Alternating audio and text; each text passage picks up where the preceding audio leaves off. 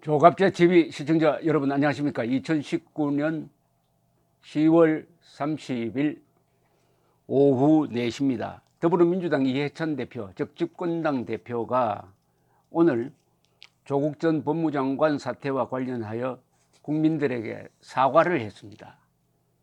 집권당을 대표해서 사과를 했다 하니까 국민들에게 굴복했다는 뜻이고, 집권 세력과 국민의 대결에서 국민이 이겼다는 이야기로 들립니다. 국회에서 기자간담회를 갖고 그는 민주당이 검찰개혁이란 대의에 집중하다 보니 국민, 특히 청년들이 느껴질 불공정에 대한 상대적 박탈감, 좌절감은 깊이 있게 이해하지 못했다면서 이 점 여당 대표로서 무거운 책임감을 느낀다. 이 자리를 빌려 국민 여러분께 매우 송구하다는 말씀을 드린다 라고 했습니다. 다만 이번 일은 검찰이 가진 무소불위의 오만한 권력을 다시 한번 확인하는 계기가 되었고, 검찰개혁을 향한 우리 국민들의 열망도 절감하게 되었다. 지금이 마지막 기회라는 마음으로 공수처 설치와 검경수사권 조정, 그리고 검찰 내부의 조직 문화와 잘못된 관행들을 철저하게 개혁하는 데 혼신의 힘을 다하겠다라고 했습니다. 이 말은 앞에 사과한 내용을 그냥 부정하는 겁니다. 앞에 사과해놓고 그러나 해놓고는 앞으로 검찰을 장악하겠다라고 했으니까요.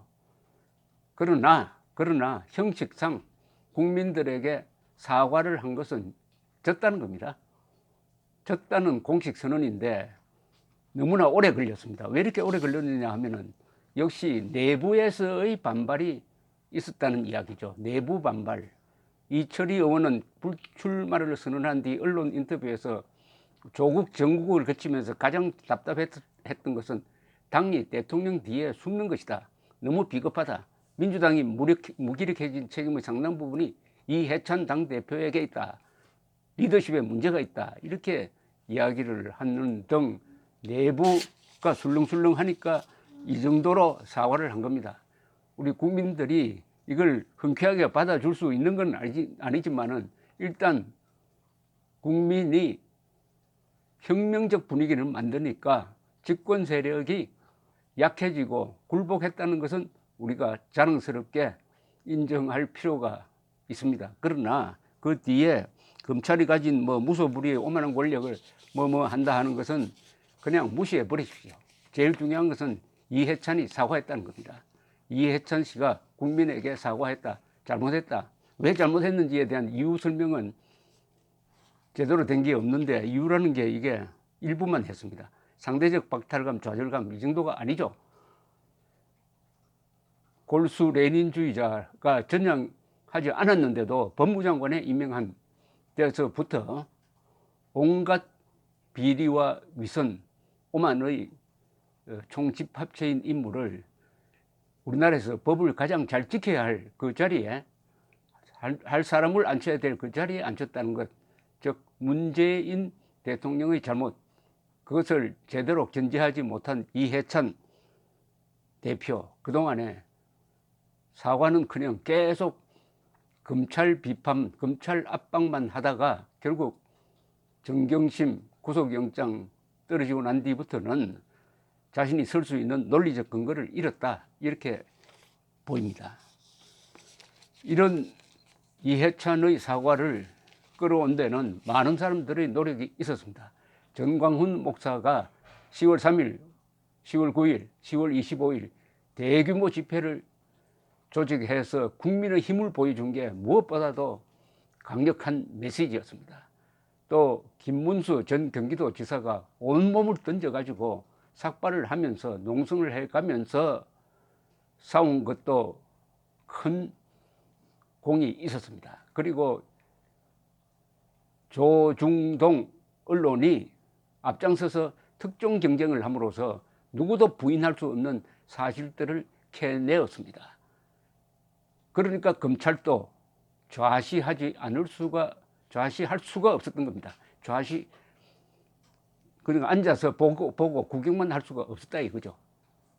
이 사태는 결국 언론이 맨 앞장서 나가고 언론이 발굴해낸 사실이 국민들을 분노하게 만들고 분노한 국민들이 거리로 나와서 모이니까 서로 용기가 생겼습니다. 용기가. 내가 생각하는 게 맞구나. 나와 같은 생각을 한 사람들이 많구나. 내가 올바로 살아왔고 조국과 조국을 편드는 사람들은 불의한 사람들이구나 하는 자신감이 생겼고, 집회가 거듭될수록 그 용기의 확산이 아주 속도감 있게 한국 사회 전반적으로 퍼져 나가기 시작을 했고, 여기에 대한 문재인 정권의 대응이 미숙해가지고 계속 온고집 부리고 조국을 감싸고 가면 갈수록 국민 속에서 고립되고 지지율은 떨어지고 하다가 보니까 드디어 정권 안에서의 분열이 일어나게 됐던 것입니다. 지금 정권 안에서 분열이 일어나고 있는 것은 뭘 보여주느냐? 그동안 검찰이 정권의 파수꾼 역할을 하다가 정권의 심장부를 수사하는 쪽으로 바뀌었다. 언론이 이 문제에 관한 한 좌우 구분이 없을 정도로 조국 취재 경쟁에 나섰다. 그리고 집권당 안에서 이견이 나오기 시작했다. 동시에 공무원들이 이제 국민 눈치를 보게 되었다. 그동안에 권력 눈치를 봤는데 이제는 국민 눈치를 보게 되었다. 국민은 영원하고 대통령은 유한하다.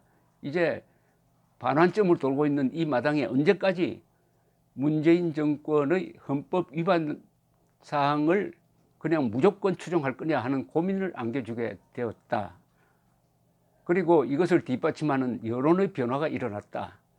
보수층이 많아지고, 그리고 좌파 진보층이 줄어들고 중도층이 크게 늘어나게 되면서 말하자면 전체 국민들이 용기 백배하게 되었다. 이렇게 정리를 하게 됩니다. 이렇게 되면은 아무도 그 흐름에 거역할 수가 없습니다. 대한민국은 여론이 선거를 결정하고 선거가 정권을 결정합니다. 그러니까 여론의 변화에 맞설 수 있는 정치인은 존재하지 않습니다. 그래서 오늘 벌써 8월, 9월, 10월 석 달이 지나서 비로소 이해찬 대표가 사과를 한 걸 보니까 일면 통쾌하기도 합니다만은 그 사과가 너무 깔끔하지 못해서, 자, 그 다음 단계에 공수처가 새로운 주제가 됐습니다. 이제 공수처는 접어야 됩니다. 헌법학자들이 일치되게 이야기합니다. 공수처는 헌법적 근거가 없다. 헌법은 수사의 최고 지휘자로 검찰총장을 명시했을 뿐이지 검찰총장을 능가하는 또는 검찰총장과 견제하는 공수처를 두는 것은 헌법적 근거가 없다. 이것을 논의하는 것 자체가 헌법 위반이다. 국회가 이 논의를 해서는 안 된다 라고 명쾌하게 설명하는 헌법학자들이 많고 그게 너무나 타당합니다. 그런데도 공수처를 밀어붙이는 게 검찰개혁이다 라고 이야기를 하고 있습니다. 여기서 또 한 번의 국민과 정권의 대결이 예고되어 있습니다. 그럼 조국 전선에서 졌는데 공수처 전선에서 이겨가지고 반격을 할 수 있을 것이라고 생각한다면 크나큰 오판입니다. 공수처는 정권 보유부죠. 그리고 현역 장성을 수사할 수 있게 만들었다는 점에서 이것은 나치나 소련이나 북한에서나 있을 수 있는, 이게 바로 무소불위의 수사권입니다. 아까 이해찬 대표가 지금 검찰을 향해서 무소불위라고 했는데, 지금 검찰의 권력은 헌법적 타당성을 갖고 있지만 공수처는 헌법적 타당성이 없는 유령기관입니다.